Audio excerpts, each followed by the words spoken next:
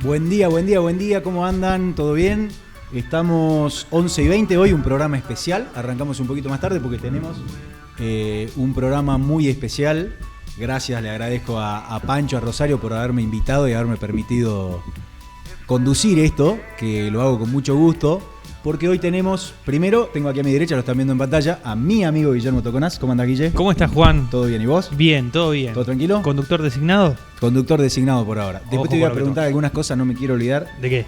del deporte salteño. Te lo voy a Dale. preguntar después, Sí, traje varias cositas. Bueno, pero les decía que es un programa especial porque hoy tenemos un invitado que lo he leído muchas veces en las páginas de este diario que tengo aquí en la A mano, ver. en punto 1. Ustedes seguramente también lo han hecho.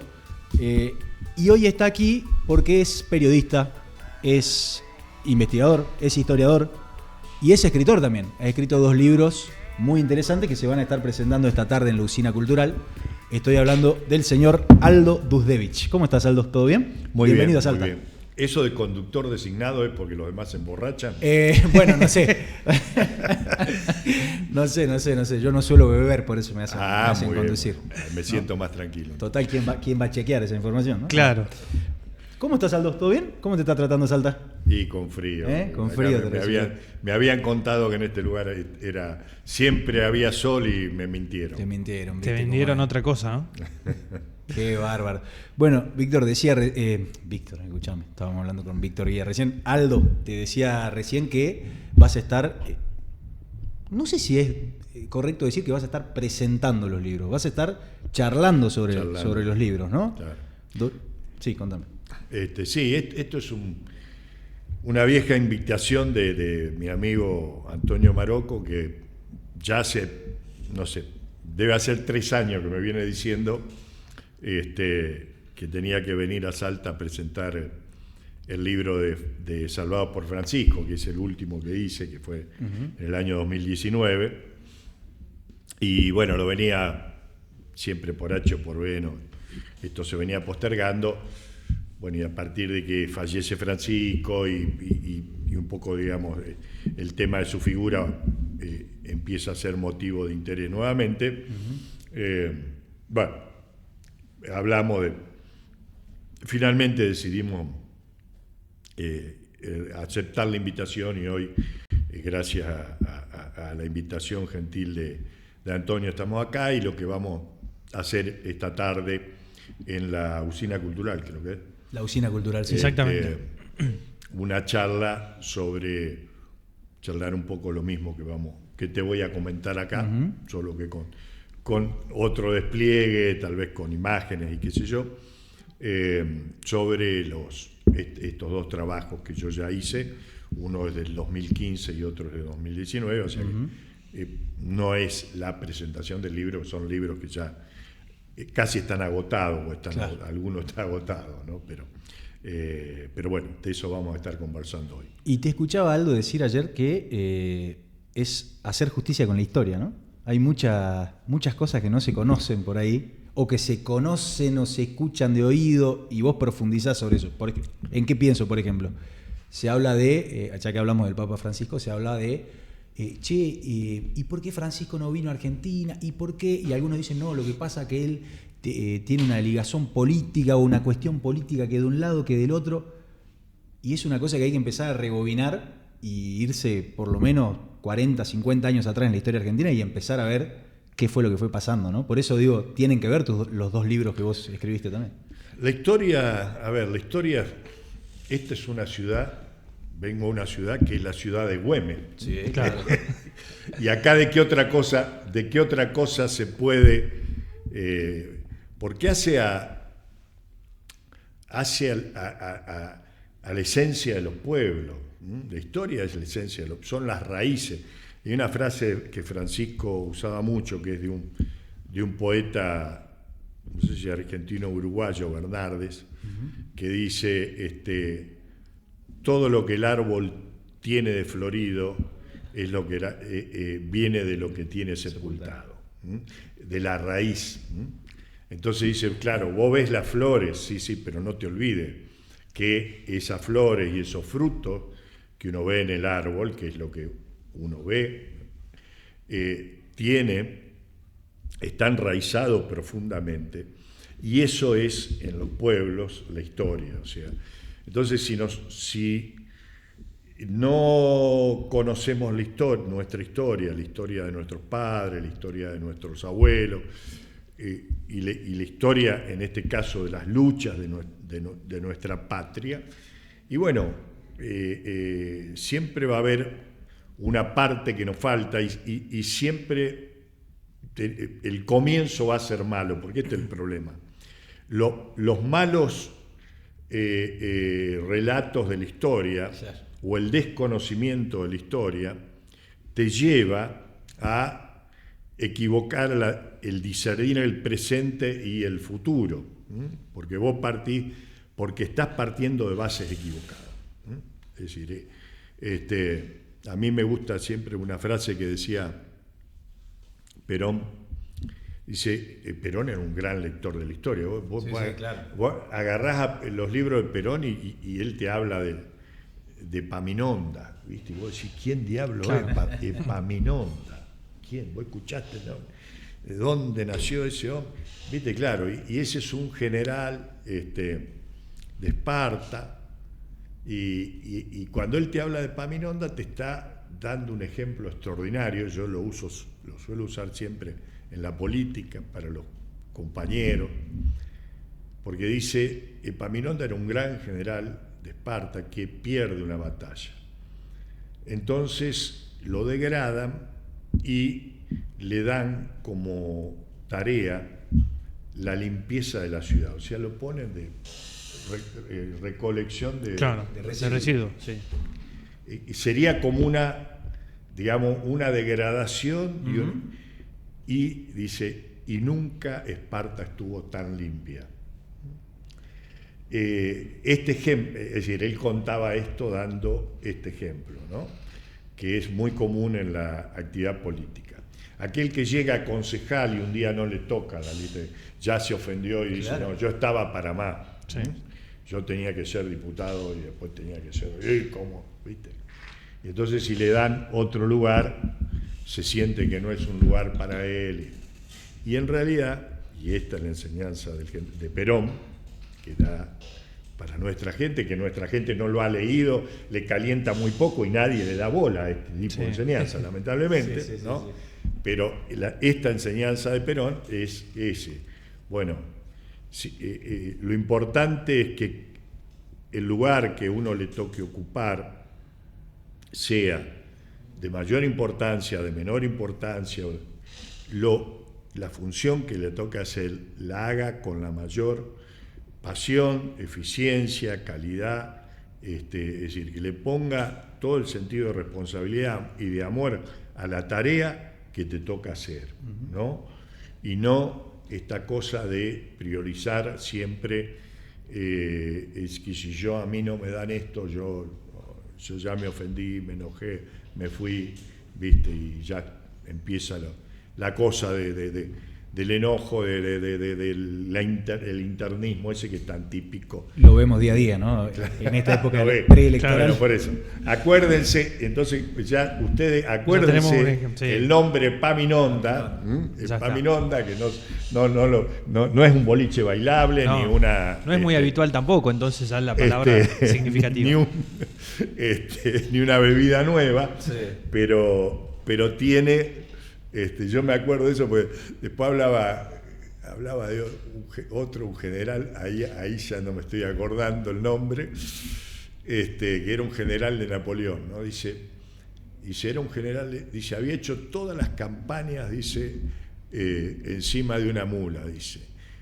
Pero finalmente la mula sabía más de estrategia que el general. Dice, porque claro, no había aprendido, digamos, ese era otro ejemplo, ¿no? Que había estado en muchas, pero que no había aprendido nada. Claro, ¿no? Dice, finalmente la mula sabía más de estrategia militar que este general. Ahora ese se me fue el nombre, pero digo, y yo decía esto, Perón es un gran lector de la historia, y Perón dice, hay que leer la historia para aprender del error ajeno, porque el error propio llega tarde y cuesta caro. Y cuando vos tomás, yo repaso la historia y me encuentro a diario, digamos, leyendo cosas y digo, ay, esto pasó la semana pasada. Claro. Total, ¿Viste? total. Esta macana nos la mandamos la Sí. semana pasada. Puede ser que sea el mariscal de Sajonia. Aldo El de mariscal de Ahí Sajonia. está. Ahí tenés. Yo no sé, Bien. pero tengo habilidad para googlear rápido. Justo. El te mariscal de colaboro. Sajonia, exactamente. Sí, tal cual. Mirá, mientras tanto te voy a convidar un mate, Aldo, que sé que sos matero, así que... Sí, yo también quería consultar con respecto a los libros, porque la verdad que tienen nombres impactantes. Sí, ¿no? Los dos. Claro, los dos. No sé si hay un juego de por sí con eso, si es que marca relativamente también el impacto en la gente o realmente qué es lo que se busca también por detrás a la hora de, bueno, justamente de elegirlos. Claro, porque aparte vos escribís un texto, dedicás mucho tiempo a investigar, a hacerlo de la manera más profesional posible, pero también tiene que tener un título que me imagino, Guille, que eso va también. Que impacte. Que impacte y que, Claro. y que llame la atención, ¿no? Para que la gente lo vaya a buscar. Sí, y claro, y en el título casi que hay toda una definición. Yo digo que lo que hago es una suerte de revisionismo histórico de los años 70, porque los años 70 tienen un relato histórico. A mí me gusta usar siempre una frase de una politóloga chilena, Olga Ruiz, y ella dice que los grandes relatos de los 70 están contados en clave de héroes y víctimas y que se perfeccionan con la imagen del traidor. Entonces, una tríada: héroes, víctimas y traidores, donde el fracaso de las organizaciones revolucionarias que protagonizaron los 70 está cargado sobre la idea de los traidores, sobre que hubo algunos traidores que traicionaron la causa, por Sí. eso fracasamos, y no en analizar los errores propios en términos políticos y en términos militares que estas organizaciones tuvieron. Ella lo refiere a las organizaciones y al relato de Chile, pero que es aplicable exactamente a la Argentina. Y cuando uno analiza, yo por eso uso esta idea, el relato que es el políticamente instalado, tanto en los medios de prensa como en la academia, las universidades, la gente que estudia historia, es el relato construido justamente por aquellos periodistas, escritores que participaron de las organizaciones armadas.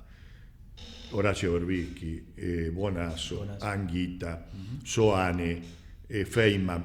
Digo, toda gente que tuvo una participación, tuvo una responsabilidad y te está contando una historia desde justificar su propia historia. Claro. Y en ese relato argentino, el traidor culpable de la derrota tiene nombre y apellido y se llama Juan Domingo Perón. Claro. En ese relato. Sí. ¿Por qué? Porque ustedes lo habrán escuchado muchas veces esto. Cuando Perón traicionó a los jóvenes. Sí. Perón los echó de la plaza. Famosa plaza. Entonces, el relato ese que yo lo suelo llamar el Villiquen montonero, dice que nosotros, los jóvenes valientes y audaces, y lo digo en primera persona porque yo participé de la organización Montonero, fuimos los que luchamos para traer a Perón. Entonces, cuando Perón vino acá, se juntó con los malos de la CGT y nos dio la espalda y nos masacraron en Ezeiza y después nos echaron de la plaza y después vinieron los milicos y nos mataron a todos. Ese es culpa de Perón. Claro. Ese es el relato que está instalado, que ustedes lo han escuchado y lo han leído millones de veces, digamos, o centenarios las veces durante todos estos años, a través de los periodistas que a través de la academia, de los que enseñan en las universidades, los periodistas que escriben, que repiten esto, y entonces yo vengo lo mío es decir, no es así. Claro. No es así. No es lo que vos estás contando, sino que exactamente al revés. La mierda, entonces cagamos. Ya hay un choque y ahí viene, digamos, tal vez lo del título, porque el título ese, digamos, mi primer libro es una reivindicación del tercer Perón, que es romper con este relato. Que es el Perón más cuestionado, ¿no? Que es el Perón cuestionado, Sí. claro. Entonces, ¿desde dónde me planteo romper este relato? Desde justamente una visión de un sector contando la historia de un sector de la organización Montonero que fue importante, ha sido un 30, un 40% de la organización, de los que venían de antes, sí, del 73, de la organización Montonero, que cuando Perón llega a la Argentina y está en el gobierno y Montoneros decide confrontar con Perón, asesinando a Rucci y cuestionando el liderazgo de Perón y cuestionando la ideología de Perón, hay un sector que dice, pero nosotros luchamos para traer a Perón y usamos las armas y la violencia durante la dictadura militar, que era legítimo en términos políticos, el uso de la violencia contra la dictadura militar, porque había una dictadura militar, pero habiendo llegado, estando Perón en la Argentina, ya no tiene ningún sentido seguir usando las armas y lo que hay que hacer es dejar las armas y acatar la conducción de Perón. Entonces, con ese concepto, un grupo grande de gente que pertenecía a la organización rompe con la organización en febrero de 1974 y crea esto que se llamó JP Lealtad, que son los montoneros que se quedaron con Perón. Claro. Entre ellos, digamos, ahí había la gran mayoría de nombres son nombres poco conocidos porque tal vez no tuvieron gran trascendencia política después, pero bueno, algunos de los que sobrevivieron gracias a esto luego tuvieron una participación importante en la política argentina, como fueron Néstor y Cristina. Claro. Néstor y Cristina participaron de ese sector y gracias a que ellos no eran cuadros de la organización, o sea, eran militantes muy de superficie de la JUP, pero en La Plata ellos estaban en el grupo de Carlos Negri, que cuando yo militaba, yo soy nativo de Pergamino, y militaba en la segunda sección electoral, sí, y eso era la columna nuestra, de Montonero, y la primera que rompe se llama la columna Artigas. Y cuando los compañeros nuestros van a La Plata, los jefes nuestros, a sublevar, por así decirlo, armar, generar la ruptura en distintos lugares, recorriendo el país, y hablan con Negri se suma a este planteo, ellos no le ponen JP Lealtad, siguen siendo JP La Plata, pero Néstor y Cristina estaban dentro de ese grupo, quedan dentro de ese grupo, y eso le permite, digamos, eso tanto a ellos como a mí les permitió salvar la vida, pues si no hubiésemos quedado adentro, hoy seríamos uno más, digamos, de los desaparecidos, ¿no? Claro. Sí. Pero bueno, esto es lo que cuenta este libro. Está construido sobre el testimonio de 50 militantes, o sea que fue un laburo de recopilación que hicimos con otros 2 compañeros más durante varios años. Y bueno, y eso está plasmado, y un poco eso llega hasta hasta el libro cuenta hasta 1974, que es el fallecimiento de Perón. Y en el segundo libro, que en realidad, de la misma manera que en el primero, lo que hago es rescatar la figura de Perón, En el segundo libro lo que hago es rescatar la figura del Papa Francisco, de Jorge Bergoglio. Y ahí sí, es en términos cronológicos, ese libro hablo de la historia, sigo con esta historia, ya después de la muerte de Perón, 1975, el golpe, digamos, la represión, como que fue lo que, es decir, un poco, digamos que ese segundo libro llega hasta los 80, 82, digamos, más o menos, cuando empieza la retirada de la dictadura, ¿no? Claro. Y te hago una consulta, Aldo, antes que pasemos de momento histórico, digamos, ¿no? El grupo al que vos pertenecías decide quedarse con Perón, como bien lo dice el título del libro.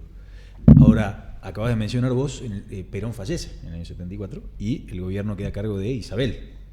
¿Cuál fue el comportamiento de tu grupo o cuál es la mirada que tenés de ese periodo de la historia? Particularmente digamos, este grupo nunca se conforma como no tiene tiempo porque, a ver, en el país, es decir, y dentro del peronismo empieza una polarización muy fuerte entre lo que era el sector de la tendencia revolucionaria y el sector de sindical, digamos, o más vinculado al peronismo tradicional. Y empieza, o sea, ya había un clima de violencia muy importante, de violencia cruzada y de espiral de la violencia, ¿no? De un lado mataban a uno y del otro lado te mataban a otro. Entonces, nosotros, este sector estaba muy atado a el paraguas, o sea, a la cobertura que nos podía dar Perón. Claro. Pero muerto Perón y profundizada esta situación de violencia, de polarización violenta, y empieza a actuar, digamos, ya al mes del fallecimiento del general, empieza a actuar la AAA. Nosotros quedamos en un lugar muy complicado porque Montonero nos había condenado a muerte por deserción y por haber roto, entonces había condenas a muerte, amenaza de todo tipo. Y la AAA, entonces para los de la AAA éramos Montoneros, porque, claro. Entonces uno tenía que decirle, mire señor de la AAA, yo ya me fui el mes pasado, pero ahora no tengo nada que ver. Era complicadito, si te venían a matar, si se bajaban 4 negros de un auto con ametralladora a matarte, que vos le empieces alto ahí, esperen. No había mucho tiempo de explicar, ¿no? Claro, no había un derecho. Esperen que le empiezo a dar toda esta explicación que estoy dando ahora. Claro. Está medio complicado. Era muy complicado. Así que en esa situación, estos grupos, el mismo grupo de Negri, el grupo, lo que hacen es, nos diluimos dentro de las distintas estructuras de la JPR, digamos, de las distintas, seguimos militando, pero en las distintas estructuras del peronismo, ya sin un cartel lógico. Y todos somos, digamos, no poner el título de isabelista, por así decirlo, pero sí defensores del proceso constitucional. Claro, ¿no? claro. O sea, porque teníamos muy claro que lo que por ejemplo, estas son enseñanzas de la historia, ¿no? Que, mirá, cuando el último episodio nuestro del gobierno de Alberto, claro, ya defender a Alberto era muy difícil. Claro. Era muy difícil. Entonces los compañeros, porque viste, vos los grupos de WhatsApp, todo. Viste, Sí, se creó un sentido común, por decirlo de alguna manera. Sí. El sentido común era propio hay que y matarlo. ajeno. ¿Viste? Bueno, propio y ajeno. Y vos sabés que yo sentía esa sensación, yo siento la sensación que esto es el gobierno de Isabel. Claro. Era un déjà vu. Y yo jodía, digo, lo que viene, yo escribí varios artículos, escribí 3 artículos en la Pacurondo, sobre Milei, sobre cuando todavía Milei era tercero, qué era lo que se venía. ¿viste? Escribiendo esto que va. Mire que el proyecto de esto de echar a la mierda a 300.000 empleados públicos, hacer, empiezan por esto, siguen por lo otro. Todo porque lo tenían en sus programas de gobierno, que uno lo podía leer y decir, mire, che, ojo que viene esto. Ahora, en el mismo momento que estábamos en esa situación, estaban los otros diciendo, hay que matar. Y casi que festejaban. Los propios, digamos. Los propios, claro, los propios nuestros festejaban. Qué suerte que el Alberto. Sí. ¿Viste? Qué suerte que. Lo vamos a cagar. Flaco, ¿no te das cuenta que lo que viene? Bueno, el 24 de marzo de 1976 fue esa situación. Los pocos que decíamos defender a Isabel lo decíamos en voz baja. ¿viste? Claro, porque si yo me sentaba acá, venía acá y ustedes dos eran periodistas, me iban a pegar con 40 palos. Era mala palabra. ¿Viste? Y yo no iba a encontrar forma de. ¿Viste? Pero yo que decía, digo, che, loco, paremos, porque después de esto vienen los milicos. Claro. ¿Viste? Ojo, nadie sospechaba que los milicos iban a venir con un plan de terrorismo Estado como el que venía. Claro. Pero sí sabíamos que lo que venía era una dictadura, ¿no? Que no se podía jugar a ver qué otra pólvora le metemos para que el gobierno se termine de destruir. Al punto que, por ejemplo, tanto el ERP como Montonero no solo jugaron a que viniera el golpe, jugaron, digamos, porque con su acción, es decir, ellos, toda la acción, el desarrollo de acción militar que hacen durante todo el año 75, lo que van generando es un clima de quilombo cada vez mayor en la Argentina. Ahí te hago una pequeña interrupción, Aldo, una consulta, porque me quedé pensando recién cuando decías, nosotros luchamos por la vuelta de Perón, por el fin de la dictadura, por la vuelta de la democracia, por decirlo de alguna manera. Y una vez que volvió Perón hubo una disyuntiva de decir, un grupo dijimos, no, nosotros nos quedamos leales a Perón, por más que su decisión de este momento quizá hasta no nos incluya tanto, por decirlo de alguna manera, y otros dijeron, no, vamos a seguir luchando. ¿Sentís que esos, los que quedaron, Montoneros, General y demás, necesitaban una dictadura, digamos? Sí, claro. Para ellos justificarse. No es la palabra necesitaban, pues sino. No, ellos los que jugaban, y esto fue lo del ERP del primer día, es que es decir, existiendo un gobierno constitucional y una legalidad parlamentaria, la lucha armada era complicado explicar. Claro. Sí. Es como si hoy un grupo quisiera salir a actuar violentamente contra Milei. Entonces, no, porque Milei es esto, lo otro, qué sé yo, vamos a cagarlo a tiro, Sí, pero pará, estamos en un sistema democrático, claro. Y lo que vamos a hacer, y yo digo, muchachos, a Milei nos ganó con los votos. Vamos a ganarle con los votos. Nos ganó con los votos y lo tenemos que sacar con los votos. Ahora, si la gente no nos vota, es problema nuestro, no es que... Porque si no vos estás pretendiendo representar una sociedad que sociedad quiere otra cosa. Que piensa otra cosa, sí. Que es lo que sucedió en ese momento. Un poco pensamiento de iluminado. Quizás. Es el pensamiento vanguardista iluminado. Exacto. O sea, la sociedad acompañó, digamos, en determinado momento, con su simpatía, apoyo, qué sé yo, a los grupos armados, hasta el 73, mientras era la lucha contra la dictadura. Claro, ahora, cuando luego siguen, la sociedad se va retrayendo. Entonces, hay, por un lado, una acción de la inteligencia militar a través, de los milicos, a través de la AAA, que mata gente, sí. Los tira y hace toda una... Yo digo que la AAA hacía la pornografía de la violencia, que fue distinto a lo del 76-77. Absolutamente distinto.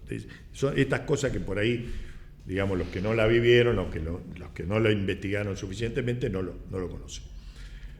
Vos si vos agarrás los diarios, yo el ejercicio que hago, que a mí ¿viste?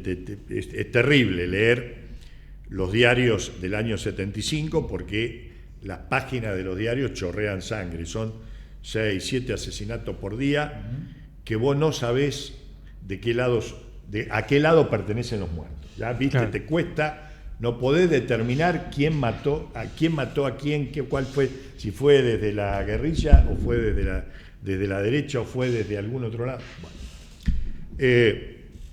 Eso es lo que hace la AAA, más lo que hace la guerrilla de asalto de guarniciones, comisaría, asesinato de policía, asesinato de militares que no tenían nada que ver, digamos, el tipo que salía de su casa y le metían 4 balazos. Bueno, digo, eso iba creando un clima en la sociedad de hartazgo total y absoluto, que decía, la sociedad decía que vengan los milicos. Tal cual, sí, estaba bien visto. Y yo te digo, y yo te soy franco, que yo era de los defensores de Isabel, sí.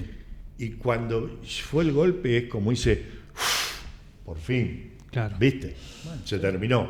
No conozco un militante de aquella época que no diga algo parecido en la intimidad. Claro.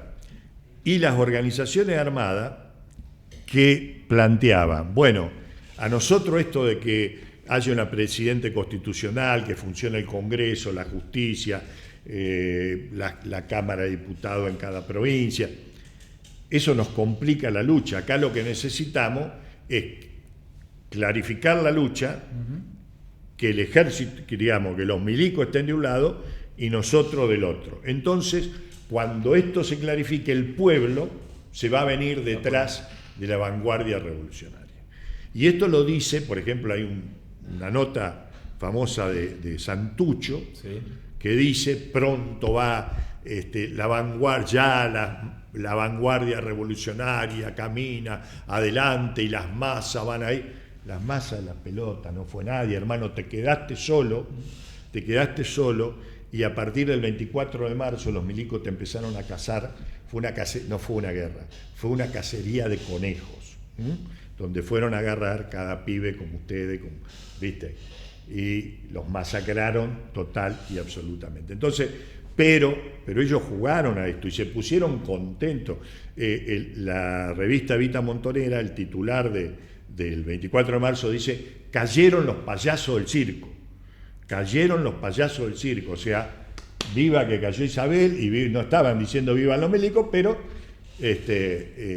estaban festejando, claro, que, bueno, ahora la lucha se clarifica, entonces, no, porque la sociedad en realidad estaba harta de la violencia de la derecha y de la violencia de la izquierda.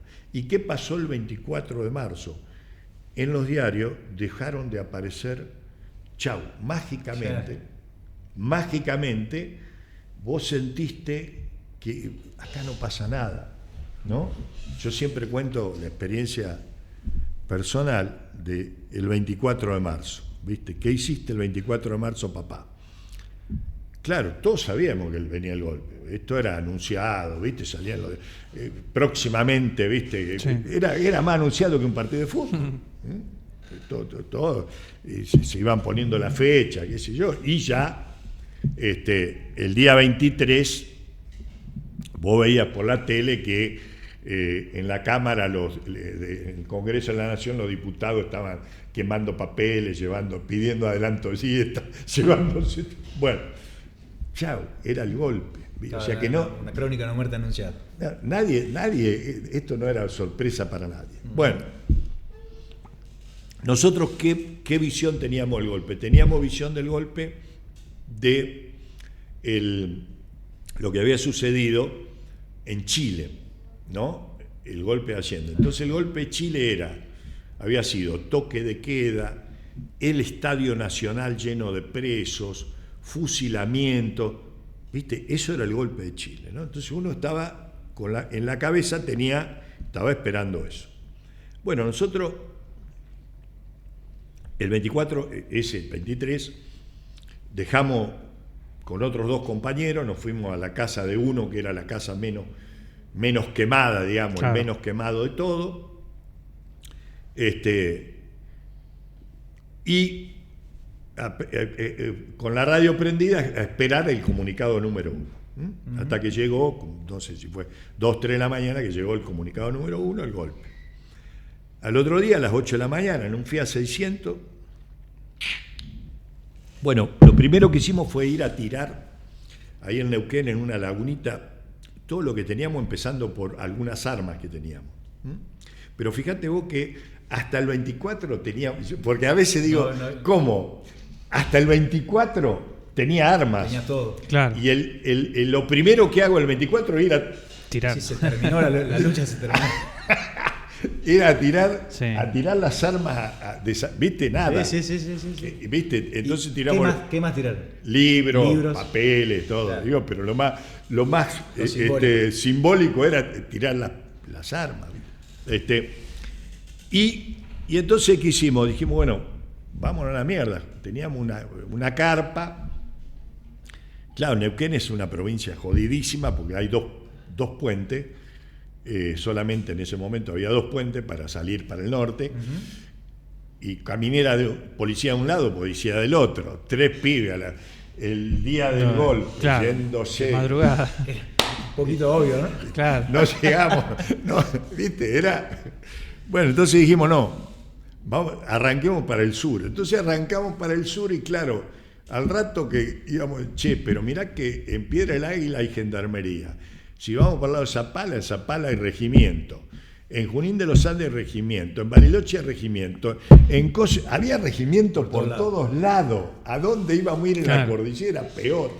Entonces nos mandamos ahí cerca de Neuquén, a 40, 50 kilómetros, al río Limay, sobre el río Limay, nos metimos ahí en una zona de escampada, una isla, armamos la carpa y nos pusimos como que éramos a pescar, ¿viste? Bueno, y la única conexión que teníamos con el exterior era la radio del auto. Y claro, pasó el primer día, ¿viste? Y la radio no. Nada. Entonces en Neuquén había el cine, ¿viste? Yo me acuerdo que esto era una de las primeras cosas que nos llamó la atención. El cine, había 2 cines, entonces la radio te anunciaba, esta noche dan tal película, ¿viste? Y las películas eran a las 9 de la noche. Entonces, si hay películas, no hay toque de queda. Claro. Porque en Chile era toque de queda a partir de las 8. ¿Cómo? Si acá hay película, ¿viste? Era un domingo, porque el golpe no sé qué día fue, si el jueves. El domingo jugaba Argentina, creo que era con Holanda, que jugaba en Europa.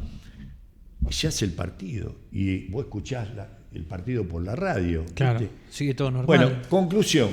Como al 5.º día dijimos, ¿no seremos los japoneses esos, viste? Esos japoneses que creían que la guerra siguió.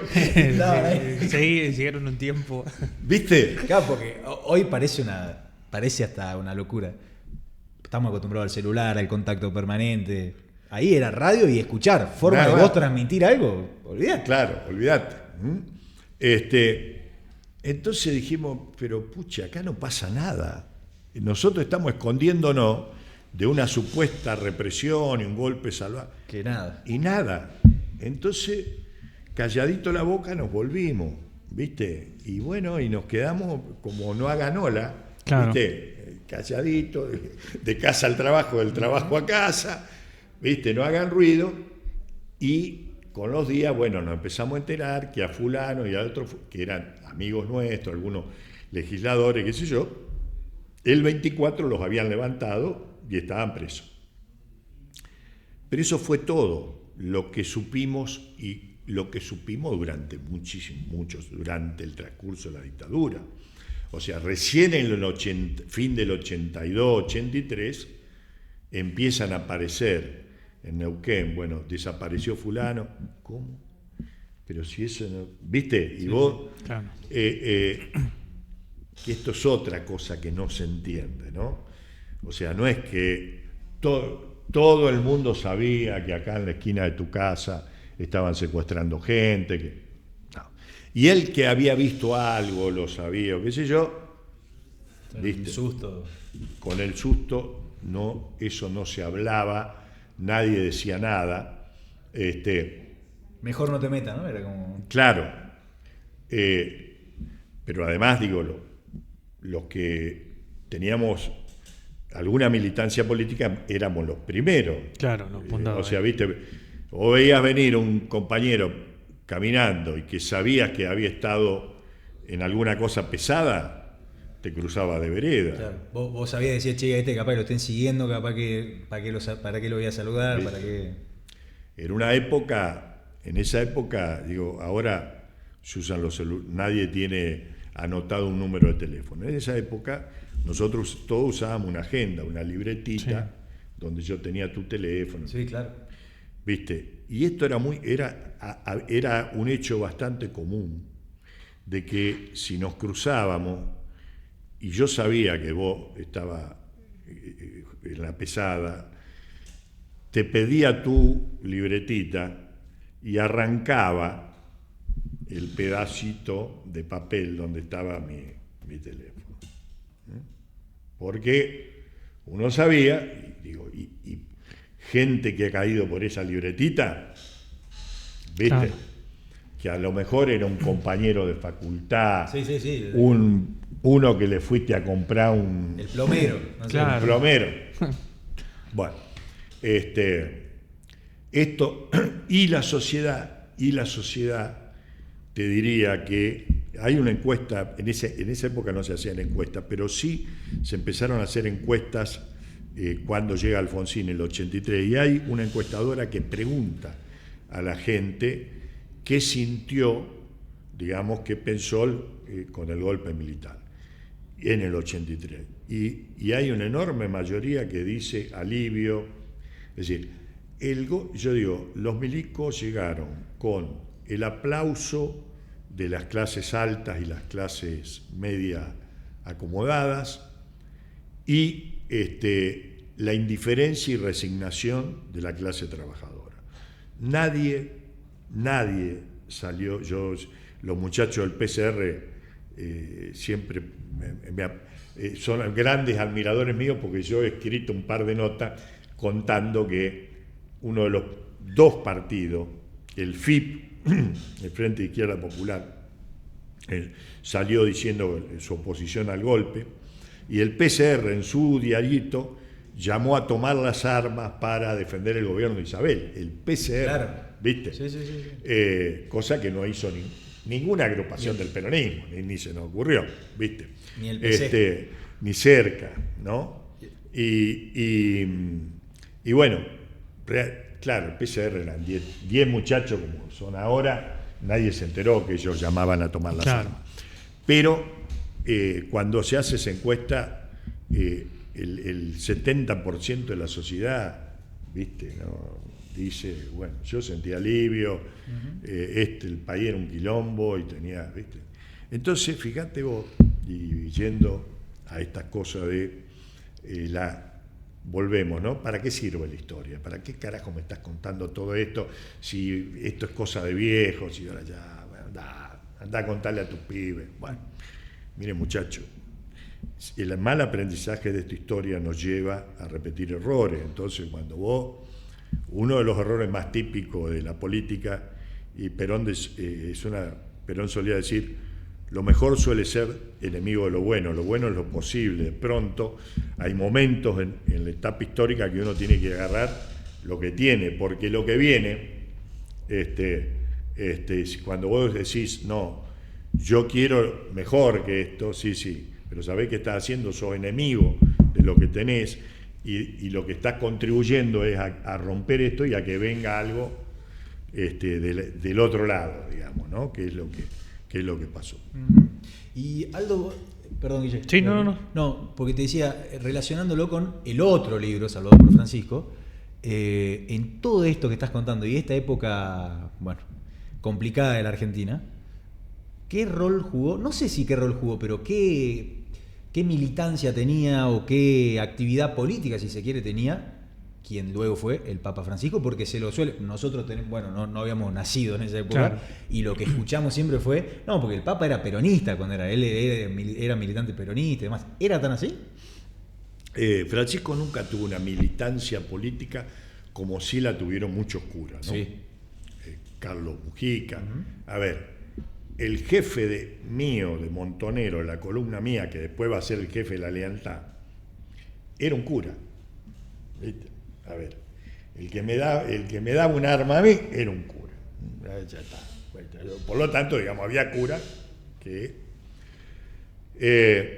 pero Jorge Bergoglio, jesuita, él, digamos, se recibe en el 69, toma los hábitos, y luego va a Chile, luego hace un tiempo en Chile, hace un tiempo en España, de procesos que hacían, deben seguir haciendo los jesuitas, que los mandan a hacer 3 meses a hacer una actividad en un lugar, otros 3 meses en otro lugar, ¿viste? A estudiar tal cosa, qué sé yo. Bueno, por lo tanto, en esa etapa, toda esa etapa previa al 73, prácticamente Francisco Bergoglio no está en la Argentina, digamos que le está viendo de afuera, ¿no? Y cuando llega el 73, en julio del 73, Arrupe, que era el general de los jesuitas, lo nombra provincial de los jesuitas, con 36 años. Era un pibe al cual le estaban dando una responsabilidad que le quedaba grande, porque él tenía que administrar una orden que tenía 400 curas, que tenía varias universidades, entre ellas una acá, tenía colegios, bueno, era una especie de multinacional, digámoslo, más que este multimedio, claro. un poco más grande que este multimedio. Sí. Bueno, después tuvo que manejar una multinacional un poco más grande, ¿no? Claro, donde él tenía que abocarse es decir, él en un momento de mucha ebullición política en la Argentina, en realidad es una persona que lo tiran a los leones, por así decirlo, a que se haga cargo de un quilombo, pagar los sueldos, esos 400, ¿viste? Y los profesores de las universidades y todo. Imagínate hoy solamente voy a agarrar cualquier rector de universidad, el lío que significa. Bueno, entonces Jorge en ese momento, su preocupación mayor, digamos, está dedicado a la cosa administrativa. Bien.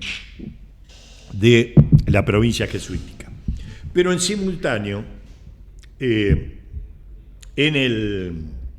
el Colegio Máximo, que es donde está la sede de la provincia jesuítica en Buenos Aires, en las afueras de Buenos Aires, sí.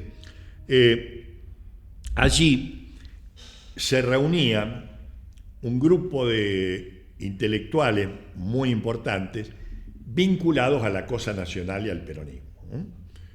Entre esos había varios sacerdotes, entre ellos Lucio Gera, sí. Que por ahí estaba Rodolfo Kusch, un hombre que claro.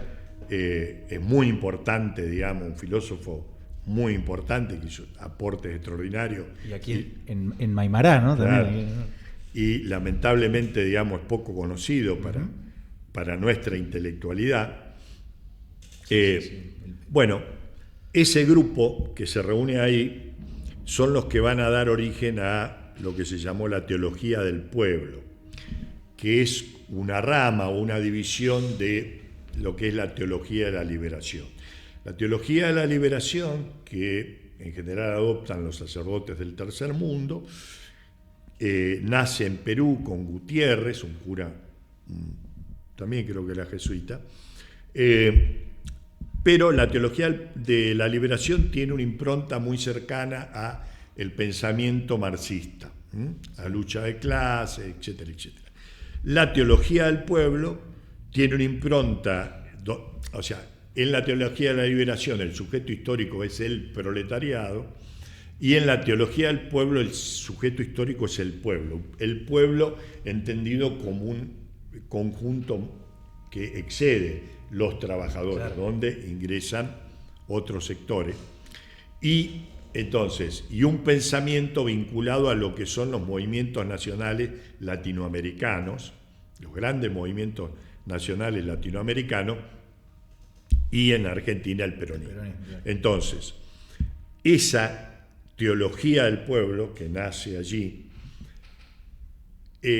Bergoglio, si bien no es, digamos, el autor de esto, es alguien que estaba dándole el espacio, participando, digamos, de afuera, pero en ese ámbito. Y en ese ámbito había una filósofa muy importante que se llamaba Amelia Podetti, que participaba, que sí era militante ella, del grupo Guardia de Hierro.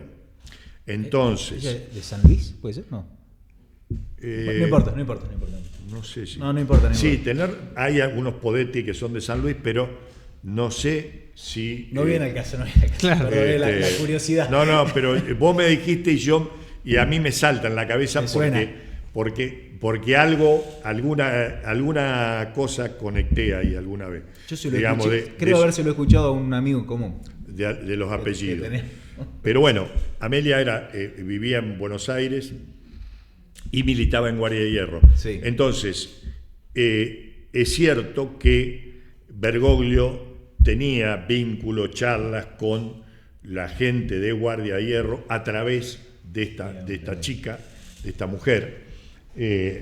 Entonces ahí viene el tema de Bergoglio era militante de Guardia de Hierro. No era militante. Tenía un vínculo. Era una persona que sí tenía contacto, conexión,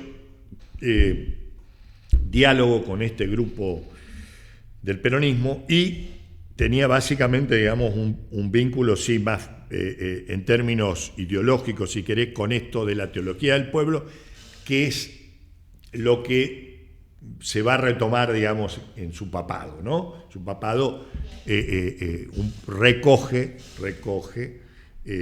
un poco este pensamiento de la teología del pueblo, de Lucio Geras, Canone, qué sé yo, es lo que Francisco va a expresar en él. Entonces, a ver, porque siempre el tema es, bueno, ¿era peronista o no era peronista? Sí, entonces, yo voy a explicar para esto, claro, en un mundo de respuestas simples y rápidas. TikTok. Y recortes. La era de la inmediatez. TikTok decímelo en 30 segundos. Claro. No, déjame hinchar las pelotas. Te pido un favor, decímelo en 15 minutos. Claro, si podés. yo me tuve que leer varios libros para, Claro. para decirte esto de la teología del pueblo. No entendía, porque yo de teología no entiendo nada. Te digo que pesadísimo poder leer y entender algo de eso. Cuando asume León XIV, León XIV dice lo siguiente. Dice, yo tomé el nombre León XIV porque León XIII es el autor, digamos, el iniciador de la doctrina social de la Iglesia a través de la Renum Novarum, que es de 1895. 1895. Dice, en ese momento, cuando en Occidente se estaba dando la revolución industrial, el crecimiento del capitalismo, la sobreexplotación de los trabajadores, y como contrapartida a eso, como oposición a eso, nacía el marxismo, el anarquismo y el marxismo como contraposición a ese pensamiento liberal capitalista. Sí. Entonces, la doctrina social de la Iglesia lo que viene a plantear es la tercera posición. Y claro, yo me voy a leer la Renum Novarum, que no la había leído. Y cuando empiezo a leer la Renum Novarum, digo, che, Perón. Esto es peronista de ya. Vos, viejo, me parece que vos copiaste varias cosas. ¿Viste? De acá sacaste un montón. Porque sí, claro, yo lo que empiezo a leer la palabra justicia social, tercera posición, digo, todo elemento, todos conceptos que están en la doctrina peronista.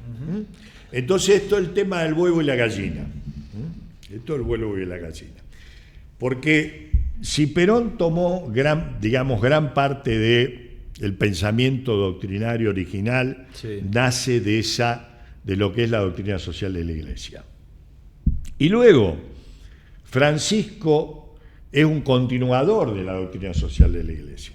Claro que las cosas que dice las cosas que dice el peronismo son, entonces Francisco dice cosas muy parecidas a lo que dice la doctrina peronista. Claro. Ajá. Y la doctrina peronista dice cosas que son de la doctrina social. Entonces, ¿quién le robó a quién, claro, si claro. querés, el libreto? Sí.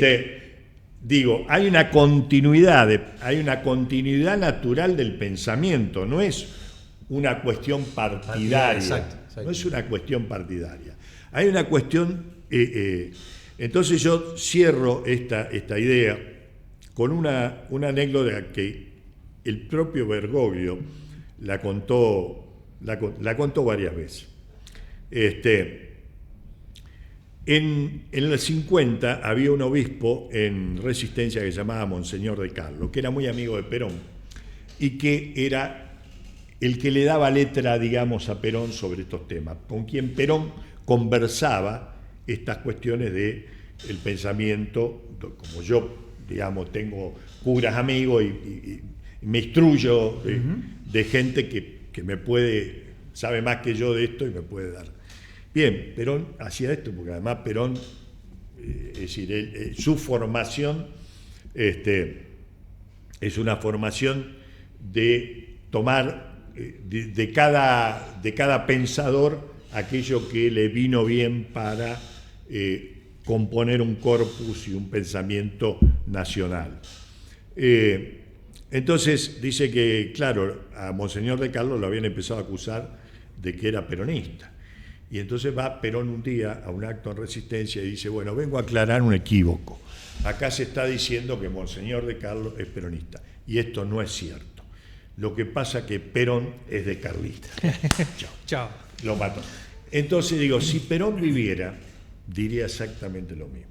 Se está diciendo que Francisco es peronista. Y no es cierto. Los peronistas somos francisquistas. Chao. Listo, hermano. Listo. Se terminó la discusión ahí. Y si vos no sos peronista y querés ser francisquista, también Pero podés claro, serlo. ¿Me entendés? te iba a decir- Vos también podés serlo. No tenemos la propiedad del pensamiento de Francisco. Te iba a decir eso, que por ahí que el hecho de que Perón haya tomado, no sé si la palabra tomado, pero que la doctrina peronista tenga componentes de la, Sí, de la doctrina pero social de la lo Iglesia. dice, no creas que lo oculta. Claro, pero digo, eso no significa que Francisco o quien fuera que comparte esas ideas quizá esté de acuerdo con otras cuestiones. Claro. O con cuestiones metodológicas o con cuestiones Claro, partidarias, llamémosle así. O con, digamos, con un encuadramiento, porque digo, y esta cosa de la grieta y que tanto, entonces todo era, viste, a vos, si ya te tenían que encasillar, entonces Sí, Francisco es peronista, no, entonces es antiperonista, no, tampoco. Claro, tampoco, viste, claro, porque era cuando Francisco es elegido, aparece como que la Carrió cantaba en el Congreso, tocaba el bombo, qué sé yo, estaba contenta porque decía, pusimos uno que va a ser el jefe de la oposición. Creían que era el diario La Nación, todos creían que era el jefe de la oposición anti-kirchnerista. Y después dijeron, y cuando Cristina pega la vuelta, porque el kirchnerismo no lo quería Francisco, Sí, también. y Cristina, producto de que no es boba y que recibe, digamos, de Correa, de Lula, de Maduro, todo diciendo, che, qué bárbaro, te felicito. Y claro, y dice, no, bueno, viste, chao. Se cambió el coso y entonces va allá y Francisco la recibe con los brazos abiertos y le regala el coso. Ahora, el kirchnerista. Claro. Entonces cuando Francisco le mandaba un rosario a la Milagro Sala, te puteaban a todos lados. Ahora después Francisco le mandaba un rosario a Isabel. Claro, y entonces los puteaban del otro lado, ¿viste? Bueno, muchacho, no es, ¿viste? A mí mucho no, porque, digo, flaco, el Papa, ¿viste? No es un poquito más grande que todo esto. es bastante más grande que vos, que yo, que Cristina, que el kirchnerismo, que qué sé yo. Bueno, el ¿viste? propio presidente de la Nación, Milei, también le dijo de todo. Otro, claro. Y Francisco lo recibió. Porque además, Es el mensaje digamos, también. en eso también Francisco cultivaba, digamos, un estilo, entre comillas, de conducción peronista, Sí, sí, sí. que era abrir los brazos y digamos, y ese concepto de buscar la armonía, de buscar la unidad y el perdón. Este le había dicho cualquier barbaridad. Claro. Pero ojo que si vos ves que lo que yo voy a mostrar hoy en la charla, qué es lo que dijo el kirchnerismo y qué es lo que dijeron las tapas de todos los diarios del mundo, gracias a Horacio Berbisky, página 12, que eran personajes con enorme influencia dentro del kirchnerismo, Sí, sí. sí, y lo siguen siendo, bueno, el daño que le produjeron, el daño fue tal vez más grande que la puteada que hizo Milei, ¿viste? Diciendo que era no sé qué, del diablo. Que nadie le dio bola a eso, ¿viste? Ahora, el daño que hicieron con la campaña de difamación que hizo Berbisky fue muy grande. Y sin embargo, Francisco le abrió los brazos y dice, bueno, che, ya está, ¿viste? Miremos para adelante, esto tiene que ir en esta dirección, etc. Y una enseñanza, por lo menos la que yo tomo, ¿no? Que esto es lo lindo de estos hechos, que uno toma lo que interpreta. Por ahí no todos interpretamos lo mismo, pero digo, también es decir, yo soy el Papa. O sea, más allá de ser Jorge Bergoglio, a quien vos insultaste, yo soy el Papa y los brazos de la Iglesia están abiertos para vos, aún cuando vos dijiste lo que dijiste. Claro. Porque esto no es personal, yo represento algo mayor, ¿no? Ponerle otra Claro, mejilla. porque además es Un su tipo que le prédica. lava los pies a asesinos, digamos. Claro. ¿Cómo no le, Claro. no le va a abrir los Claro, porque es su prédica. Y, claro. Si no, ¿cómo te vas a juntar con Putin? ¿Cómo se va a juntar? Porque después se junta, y después lo recibe a Trump. Y claro. ¿Y cómo te vas a juntar con Trump? Flaco, esto es la Son iglesia. todos hijos de Dios. Y Claro. yo, viste, no soy un partido, pero digamos, entre tantas cosas muy dañinas que se ha creado en la conciencia política, sobre todo en nuestro sector, es que todo tiene que estar encasillado. Entonces, todo, viste, mira, yo me acuerdo, aparece Colapinto, ¿no? Y entonces, si alguno dice, no, qué bárbaro, porque Colapinto tiene un abuelo que era un tío que qué sé yo, que tiene un desaparecido. Entonces, chau, Colapinto era kirchnerista, loco, cortala, es un pibe que está haciendo, viste. Y después al revés, ¿no? Te dicen que hay otros que dicen que es libertario. Claro, pero a ver, pues, flaco, no jodas, no. ¿Por qué tenés que encasillar claro. la vida de cada persona dentro de los límites, de los estrechos límites estúpidos, de los estúpidos y estrechos límites que vos tenés para ver la vida, blanco y negro, los buenos y los malos? Digo, esta es una de las cosas sobre las que yo trabajo en mis libros. Sí, muchachos, no hay la historia, no hay una historia de bueno y malo, ¿viste? La historia de bueno y malo es para contársela a nuestros niños de 6 años, 7 años, cuando me dice, abuelo, los españoles eran ¿viste? Claro, Güemes era de los buenos, los españoles eran de los malos, ¿viste? Claro, pero después los españoles ahora dejaron de ser malos para nosotros. Y algunos le piden perdón. ¿Viste? Bueno, después viene uno y le piden perdón.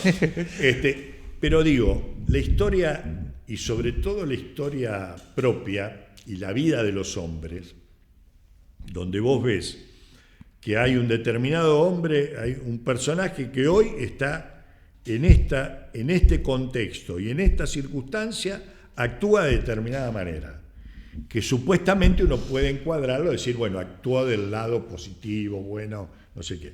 Pero después te lo encontrás 10 años después actuando en otra situación. Claro. Entonces, ¿cuál es el balance? Es decir, ¿cuál es esta forma de decir, estos son buenos, estos son malos? No, eso no existe.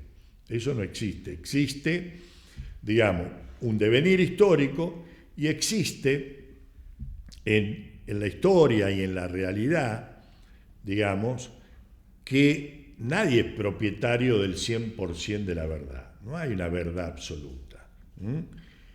Milei expresa algunas verdades que la sociedad siente en él. Entonces yo estoy totalmente en contra de Milei y quiero sacarla.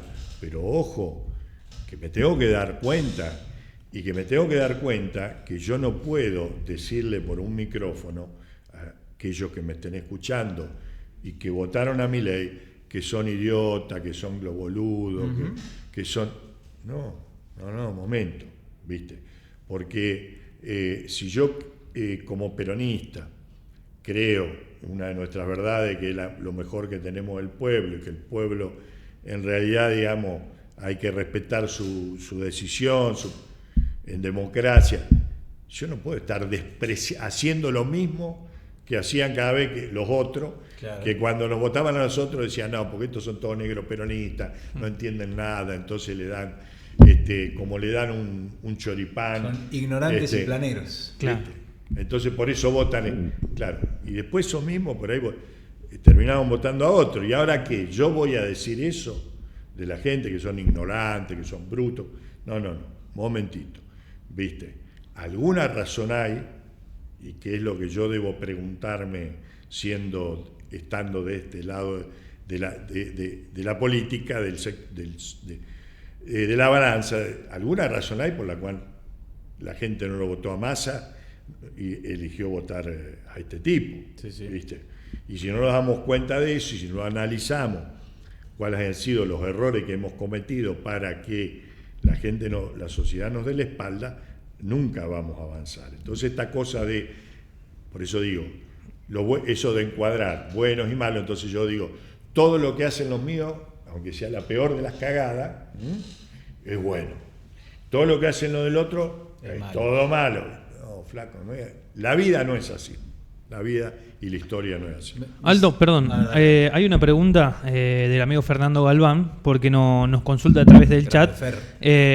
Dice, ¿solamente salvados por Francisco o hay personajes de la historia que fueron ocultados a propósito? Como por ejemplo, don Jaime de Neveras. Don Jaime de Nevares. Nevares, perdón. Claro, de Nevares. A ver, vamos, mirá, me está tocando un caso muy particular porque don Jaime es de mi provincia, yo lo conocí, lo traté mucho, y justamente eran en ese momento, primero que tenían dos funciones completamente distintas. Don Jaime era obispo. Ajá. Y era parte de, digamos, la conferencia episcopal, que es la que maneja la iglesia, es el órgano de conducción de la iglesia. Entonces don Jaime, dentro de ese órgano había 70 obispos, dentro de esos 70 obispos había un grupo de obispos, digamos, progresistas, donde estaba don Jaime, Angelelli, Saspe y varios más. Había un grupo de obispos muy pro-milico, y había un grupo más, y el grupo más grande era el grupo conservador o el grupo del medio. Bien. Luego está el papel, los documentos que la iglesia emitía, y yo estudié mucho ese tema también para el libro, qué es lo que decía cómo en esos documentos aparecían, digamos, cosas dichas por los distintos sectores que componían eso. Ahora, don Jaime y Jorge Bergoglio era provincial de los jesuitas. ¿Alguien sabe quién es él? Eso sigue existiendo. ¿Alguien conoce el nombre del provincial de los jesuitas hoy? No. Bueno, nadie. Y si se lo pregunta a un periodista de Buenos Aires, no lo sabe. Y si se lo pregunta un cura, acá vamos a preguntarle a un cura, tampoco lo sabe. Hasta hace poco era Velasco, pero me parece que ahora me dijeron que me lo cambiaron a Velasco. Yo lo conocía a Velasco y digo, bueno. Lo podemos googlear, pero voy a hacer trampa. No lo sabe. Bueno, nadie sabe.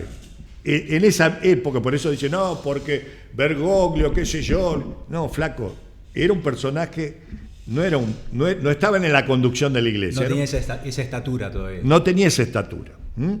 Era un personaje menor, como el Velasco que nadie sabe. Claro.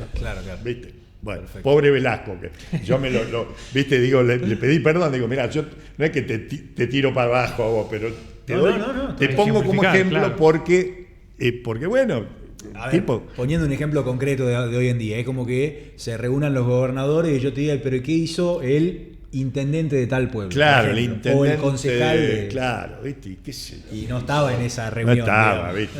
Bueno. Entonces, eso por un lado para encuadrarlo. Por otro lado, de Nevares era una personalidad ya comprometida con este tema de los derechos humanos, etcétera, etcétera, que estaba absolutamente vigilado y controlado. Bueno, pues, si vos entrabas a hablar con de Nevares, a la salida había 5 milicos que te estaban sacando la foto. Y los que sabíamos algo de esto no íbamos. ¿Viste? Yo sobreviví hasta acá, ¿viste? No voy a ir a tomar mate con don Jaime para que, ¿viste? Para que ¿viste? A la salida dice, a ver, flaco, vení, mirá, nos acordamos de vos. Entonces, yo lo consulté con algunos compañeros que estuvieron, sí, muy cerca de don Jaime, y don Jaime no hizo estas cosas que hizo Francisco. Bergoglio las pudo hacer porque estaba, primero, en un perfil muy bajo, y segundo, no tenía ese perfil de don Jaime de ser un activista metido en la política de los derechos humanos y qué sé yo. Y tenía una suerte, tenía una especie de doble, si querés, doble personalidad, cosa que es lo que... Hay el ejemplo más grande en la historia esta, que es Schindler, la lista de Schindler, que salva 1000 judíos. Schindler, ¿qué era? Era un del partido nazi, y era fabricante de armas para los nazis. Ahora, ese tipo pudo hacer eso, de salvar 1000 judíos, porque estaba en una posición que les permitía, digo. Claro. Bergoglio ni era del partido nazi, pero sí tenía una actitud, mostraba una actitud de prescindencia y de que yo no tengo nada que ver, y qué es lo que le facilitó hacer esto. Yo recogí 25 casos de gente a la cual Jorge Bergoglio en ese momento escondió en el Colegio Máximo, le organizó la fuga del país, o ayudó de alguna u otra manera, digamos, a salvar su vida. Y te digo una cosa, después esto me lo puse a pensar hace poco, no encuentro en la historia, digamos, yo leo habitualmente todo lo que hay de los 70, de la represión, etcétera, etcétera. No hay ejemplos de personas de otras características, salvo aquel que sea un miembro de la organización tal, claro, que dice, mira, ayer hablaba, y después lo voy a comentar, lo del PO, después te voy a hacer un comentario del PO, que sea, digamos, vos tenés una organización, una estructura, y entonces yo como jefe... Una relación directa. Una relación directa. Y una responsabilidad directa sobre mi gente. Pero esto de que alguien de afuera, que no tenía un pedo que ver ni con el pensamiento ni con la ideología de muchos, o sea, muchos de los que yo cuento eran sacerdotes o seminaristas, pero otros tantos, muchos que yo cuento, es gente de izquierda, de distintos grupos, que no tiene un pedo que ver con el pensamiento, la ideología de Jorge Bergoglio, que llegaron a él por alguna circunstancia, que alguien se lo llevó, y que él actuó como un buen samaritano, digamos, de resolver una situación de esta. Ahora, esto, no te creas que, mirá, entonces yo no hace mucho que empecé a carburar, digo, pero, a ver, tengo que encontrar otro ejemplo. Alguien, no 25, 5 casos, a ver, quiero un ejemplo de alguien que me diga, acá hay un tipo que hizo lo mismo que Jorge Bergoglio, lo hizo en 5 oportunidades, ¿viste? Y claro, no encuentro. Entonces, mirá, llamo por teléfono a un compañero, un amigo, que es un pibe, es un viejo ahora, y le digo, que él siguió en la organización Montonero. Ajá. Y en el año 76, dice, contaba a mí, dice, yo cuando leí en un documento que si quedaba si solamente el 10% de la organización quedaba viva, entonces esto era un triunfo. Dice, yo me di cuenta que yo estaba dentro del 90%, que iban a matar, y dije, loco, pará. ¿Viste? Bueno. Y él se fue al exilio y salió. Entonces le digo, contame cómo te fuiste, ¿quién te ayudó? ¿Viste? Porque yo conozco mucha gente que se fue al exilio y todos se fueron por la suya, muy improvisadamente, ¿no? Dice, mirá, Aldo, dice, yo estaba escondido en Resistencia, dice, estaba en una casa, detienen a la hija, secuestran a la hija del dueño de casa, el dueño de casa arregla con los milicos que me va a entregar a mí dice, yo me doy cuenta y me las tomo y me voy para Buenos Aires. Me voy para Buenos Aires, ya llamo a un tío mío, claro, no podía llamar por teléfono a la casa, no había celulares.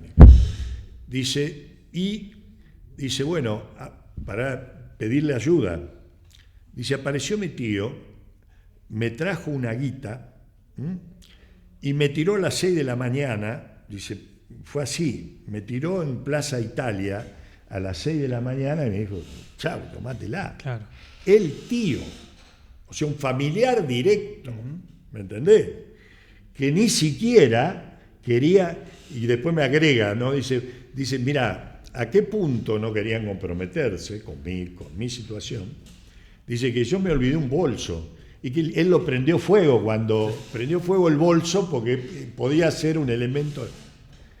Entonces, los que les tocó irse sin la protección de la organización, que Montonero, para que vos te vayas, te podía dar pasaje, documento falso, etcétera, etcétera, porque si no, vos te querés ir a Chile ahora, o a Bolivia, que bueno, ustedes están cerquita, es más fácil. Pero digo, cruzar Uruguay y después irte a Europa, vos necesitas tener $1.000, $2.000 en el bolsillo, no es que cualquiera se va. Claro. Es que, viste, todo vino la dictadura, me voy a vivir a Francia. Sí, claro. Hoy hay low cost. Antes los pasajes, esto era una cosa muy complicada, no era, viste, entonces no era una cosa sencilla. Bueno, no hay, ya te digo, yo no encuentro, probablemente alguien me pueda decir, no, mira, yo conozco tal caso, pero yo no encuentro gente que actuó como actuó Bergoglio. Y Bergoglio actuó además con primero, con una expertise que solamente conocía, es decir, la gente que era del palo, digamos, que estaba metida o en la guerrilla o cerca de la guerrilla. Porque él usa, yo el testimonio que doy, que lo voy a mostrar hoy en video, de un uruguayo, que él usa cuando este muchacho va relatando, y yo lo entrevisto a él y hablo con él, y cuando él me cuenta, usa todos los tips que usaba un clandestino en ese momento, ¿no? Porque, bueno, se lo llevan a este muchacho, él tenía un hermano que era cura, que lo conocía a Bergoglio, y cuando viene de Uruguay, porque lo están por encanar en Uruguay, y viene a Argentina, pero en Uruguay lo buscaban porque él pertenecía a un grupo GAU, que supuestamente era el apoyo de los montoneros allá, entonces se viene acá. Y cuando se viene acá, claro, sale de Guatemala, se mete en Guatepeor y lo van a buscar acá. Entonces el hermano dice, mira, yo conozco a alguien que te pueda ayudar. Y lo lleva a ver a Bergoglio. Dice, subimos a su auto, entonces me dijo, mirá para abajo, así no ves dónde te voy a llevar. Eso era llevar a alguien tabicado. O sea, si yo iba a la casa de alguien, no tenía que ver cuál era tu casa para protegerte, claro, porque mañana me torturaban y yo iba a cantar tu casa. Entonces la forma de protegerte era que yo no vea dónde es tu casa, ¿no? Eso era ir tabicado. Era voluntario, digamos. Uno cerraba los ojos voluntariamente. Bueno, viste, no soy boludo. No te convenía a vos tampoco saberlo. No te convenía tampoco saberlo. Le daban el minuto, le dio el minuto. El minuto era si vos y yo éramos militantes y nos encontrábamos en una plaza acá en la esquina de Salta, teníamos que arreglar un chamullo, que si nos agarraba, la cana nos paraba a decir, ¿qué están haciendo ustedes dos acá? No, venimos porque vamos a ir acá a una peña que queda en la esquina, porque este cantor y yo no sé qué. Sí. Teníamos que tener un chamullo para, bueno, eso se llamaba el minuto. O estaban pescando, porque puede ser otro. O pecando, ¿viste? Busquen. Bueno, entonces Bergoglio le dice, bueno, vos vas a decir cualquier cosa, vos vas a decir que venís a hacer un retiro espiritual porque querés meterte de sacerdote, bla, bla, sacate el anillo. Dice, claro, pero era casado, ¿viste? Y no iba a creer nadie. Claro.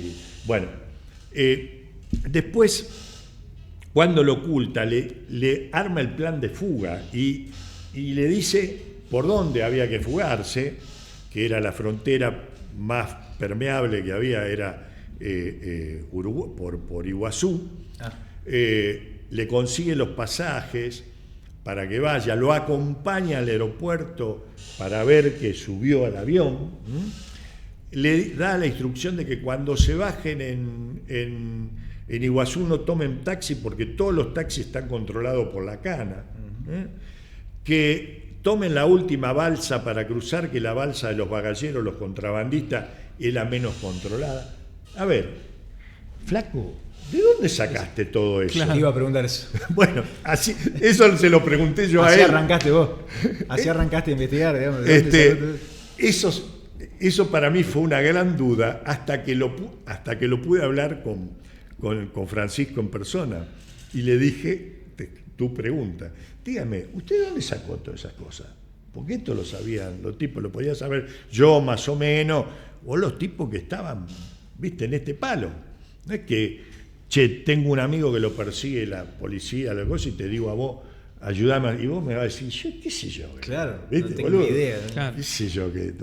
No hay una escuela de espionaje de profesionales. Siendo cura, aparte. Pero siendo un curita, porque un palo totalmente el comentario que hace este compañero, este uruguayo, dice, mientras me llevaba de noche, dice, que íbamos esquivando controles policiales, yo pensaba, este curita sabrá en la que se está metiendo. ¿Viste? Porque decía, este es un perejil. ¿Viste? Lo veía. Era un pendejo, curita. Dice, este sabrá que si nos para una pinza policial y nos bajan y me agarran a mí, él va a cobrar. Claro. Él va a cobrar como cobro yo, porque a mí me van a matar si me agarran. Estoy saltando porque pero a este Gil le va a pasar lo mismo, ¿viste? Entonces, yo le pregunto a él, y entonces ahí me da una respuesta que ahí sí la entendí. Y él me dice, no, a mí la que me daba toda esta información y de cómo proceder era Alicia Oliveira. Alicia Oliveira era una chica que había sido de la JUP, que había sido militante, digamos, y había sido jueza de menores, el 24 de marzo la rajan, y ella tenía un vínculo muy cercano, por lo religioso y por lo familiar, con Jorge Bergoglio. Entonces, claro, ahí sí, me cerró, porque ella sí tenía amigos, digamos, dentro de la guerrilla, que le podían decir, ¿cómo hacemos? ¿Cómo hacer esto? ¿Viste? Claro. O sea, mirá, te reconozco que no me sorprende todo lo que contás, porque yo pensé que el Salvados por Francisco era salvados, digamos, espiritualmente. Claro, un milagro. A nivel humanidad incluso. Sí. No, es literal, salvados. Es un problema, claro. Vos sabés que ese es un problema del título del libro. No, pero es bueno, un buen El problema del título, no. El libro tuvo un problema. A ver. El título y la tapa. Ahora se la cambié yo, la tapa, después de pelearme mucho con la editorial que es Penguin Random House. Y le puse otra tapa más vinculada a que la imagen de tapa te muestre esto. Claro. Y la idea de la represión. Porque si no era la salvación espiritual.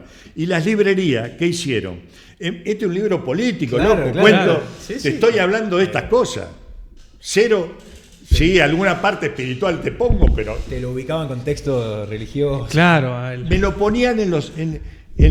viste, me acuerdo que entro en la calle Florida a preguntar a ver si estaba el libro, y el tipo lo empieza a buscar y ya va allá en los libros religiosos. Va a los libros religiosos donde vos tenés, qué sé yo... Un par de encíclicas. Y Claro, un par de encíclicas, el tema de la Virgencita acá de Salta y la historia... No tiene nada que ver eso. Bueno, pero pensalo de esta manera. A más de uno ha sorprendido, seguro. Bueno, Que fue buscando una cosa y se enteró de claro, otra. el impacto. Claro, la intención de la editora cuando discutimos esto es, no, Aldo, vos el público de la política, de los militantes, ya lo tenés. Ahora vamos a buscar el de la Otro, viejita. claro. Ahora, ¿qué pasó? El público que ya lo tenía no lo compró, no lo vio, porque es como Mirá dónde soy vos no comprarías Claro. un libro. Mirá de dónde se la volcó salvación Aldo. espiritual. Claro. Mirá dónde se volcó Aldo. Decir. Claro, ¿viste? No, la salvación. No, esto no tiene un pedo que ver con la. Estamos hablando ¿O sí? de. Bueno, obviamente, ¿viste? No, esto es salvación espiritual y la salvación de la vida concreta.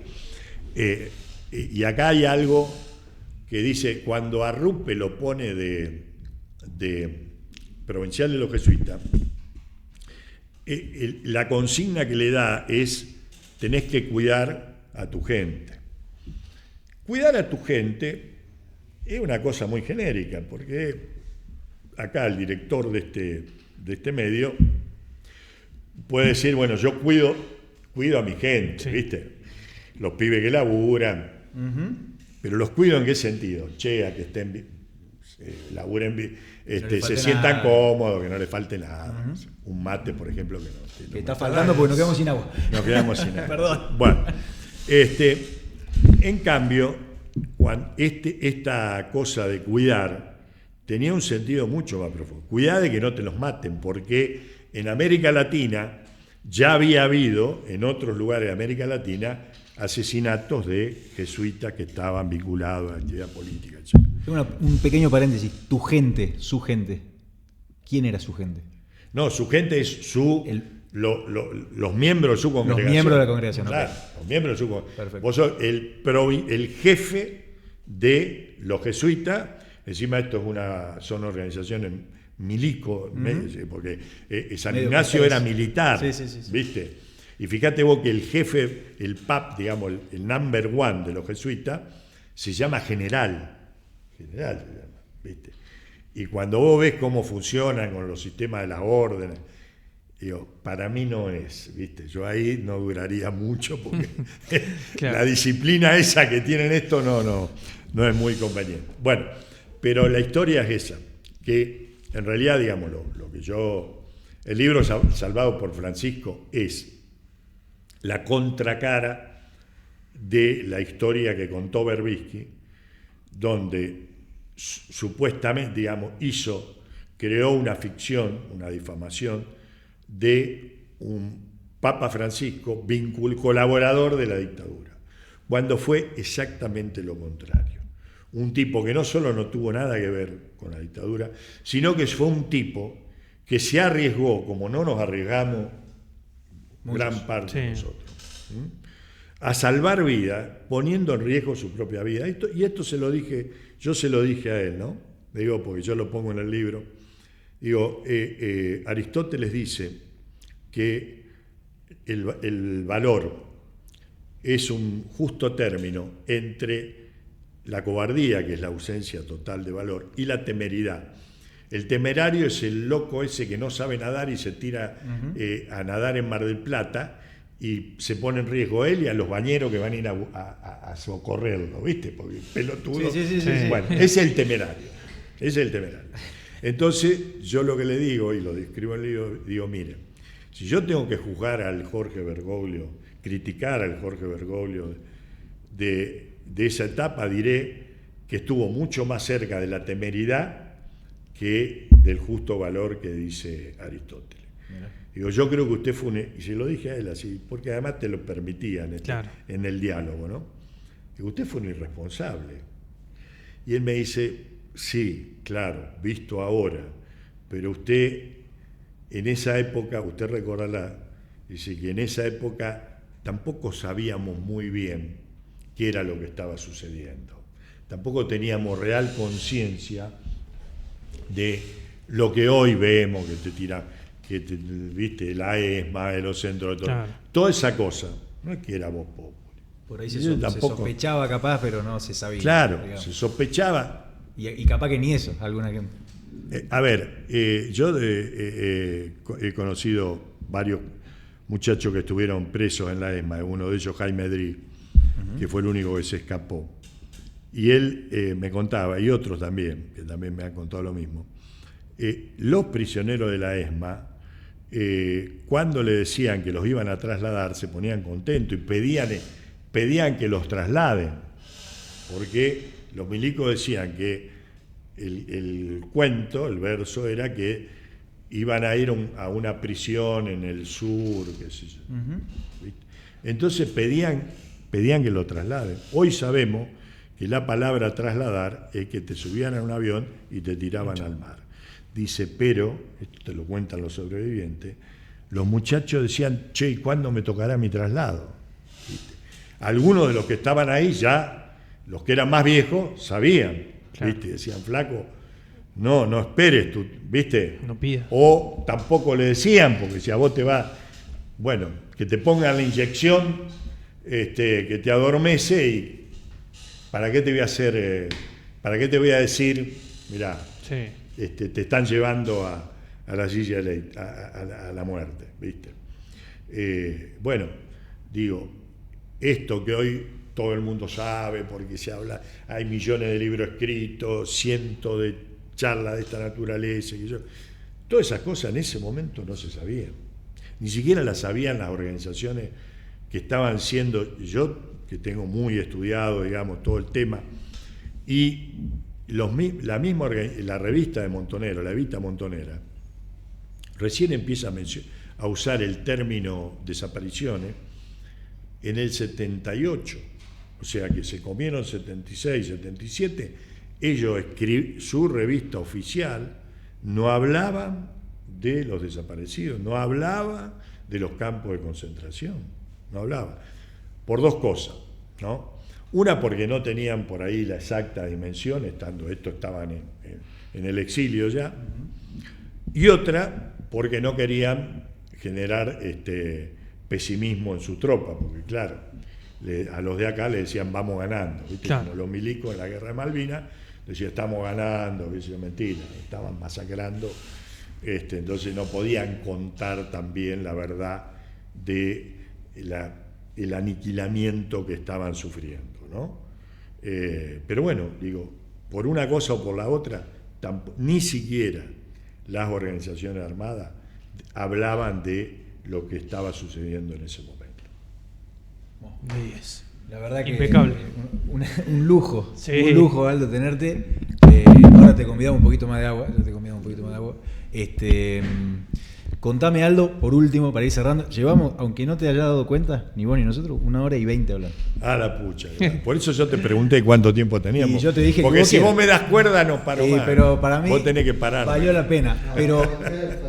Pero Aldo, esta tarde sigue, ¿no? Esta tarde das la charla. Sí, pero no va a ser tan larga tampoco. No, más enfocada. Si no, no hay nadie. Dice, este plomo va a hablar 2 horas. No. A las 7 de la tarde, en la Usina Cultural, En la hablando Usina. de los libros y de Salvado por Francisco y seguramente algo más, ¿no? Sí, porque voy a hablar un poquito primero de la lealtad y después de Salvado por Francisco.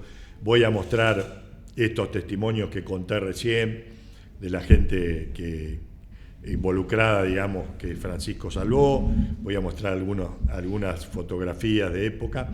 Así que, bueno, va a ser una linda charla que fundamentalmente tiene que ver con reivindicar a la figura de Francisco y tratar de que la gente los jóvenes se empiecen a interesar, además de su historia, que esta es la historia real, de su pensamiento, que está expresado en documentos, en sus encíclicas, en todo lo que Francisco nos ha dejado y que realmente es muy valioso y muy importante para que las nuevas generaciones empiecen a descubrir un pensamiento que para los que creemos en la doctrina peronista, que viene de la doctrina social de la Iglesia y que está emparentada con esto, es un pensamiento que es una propuesta que es la solución no solo para Argentina, sino también para el mundo, y porque Francisco la planteaba como una solución para el mundo, ¿no? Así que hay que meterse a leer esto y a investigar esto. Tenemos otro Francisco, Aldo, que está del otro lado de la cámara y que te quiere hacer una consulta. Hola, Panchito. Hola, ¿qué tal? ¿Cómo están? Últimos minutitos del programa, pero no quería quedarme sin preguntarle a Aldo. Justo recién habló de los... Pará. Pará que no te estoy... Para que, pequeña detalle, claro. No teníamos el auricular puesto. Ahora sí. Y encima soy sordo. ¿Sabes? Claro, no, yo no entendía, lo veía Aldo, digo... No, vos sabés que justo dio el pie a Aldo porque recién dijo qué bueno acercar este pensamiento y esta obra de Francisco a las nuevas generaciones. Y yo quiero preguntarle, porque Aldo, además de periodista, de investigador, de historiador, es un dirigente político de la actualidad, y preguntarte si hay alguien o si hay algún proyecto, a alguien que esté pensando en darle a toda esta trayectoria de Francisco, a todo este pensamiento de Francisco que se vincula con el humanismo de la Argentina, una plataforma moderna, actual, que sea capaz de disputar elecciones, digo, ¿no? Un proyecto político. ¿Hay algún proyecto político hoy que esté pensando en esto, que esté planteando esta tradición? Si hay alguno, yo no lo conozco. Mirá, clarito. Claro. No me meta en complicaciones porque en realidad, digamos, lo mío es una prédica, es casi una prédica en el desierto y que tiene que ver con la parábola del buen sembrador. Si no la conocen van a aprender otra cosa. Sí. Es decir, lo mío es tirar botellas al mar, y hay otra gente, por supuesto, no soy el único, que tira botellas al mar y dice, bueno, que alguien recoja esto, ¿no? Que esto se haga carne en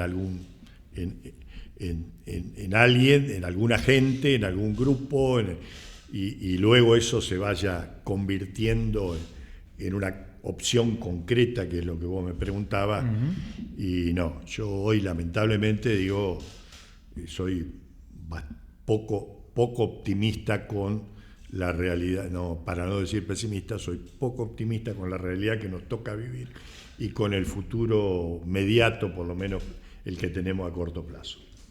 De 10. Impecable. Bueno, Aldo, 1.000.000 de gracias por haber venido, por habernos dedicado tanto tiempo, por tu generosidad para contestar ante tantas dudas que teníamos. Me parece que quedó clarísimo y la invitación está hecha, ¿no? Hoy a las 7 de la tarde. Y aclarar, digamos, no sé si lo dije al inicio, creo que no lo dije, me olvidé. No, el agradecimiento a Antonio Marocco, que es quien hace ya como 2 o 3 años me venía insistiendo que tenía que venir a Salta a presentar el libro, que nunca le daba bolilla, decía, ya voy a ir, qué sé yo, bueno, pero hoy estoy acá por su invitación, su generosidad, y que me ha permitido, digamos, conversar con ustedes, recorrer un poco la ciudad y tener esta presentación, esta charla esta noche con todos los que se quieran acercar. Y creo que, y también el martes vamos a hacer algo con la gente, eso sé que no tengo bien claro, digamos, la organización, pero el martes vamos a hacer algo con la gente de la universidad, con compañeros de la gente de la JUB, militante universitario, que bueno, es a quien, digamos, me dedico tal vez más tiempo para transmitir este tipo de cosas, porque son ustedes, digamos, los jóvenes, los que tienen que empezar a recoger estas banderas, estas viejas banderas, para poder llevarlas adelante, ¿no? Excelente. Bueno, muchísimas gracias. Llegamos a la 1. Sí. Llegamos a la 1.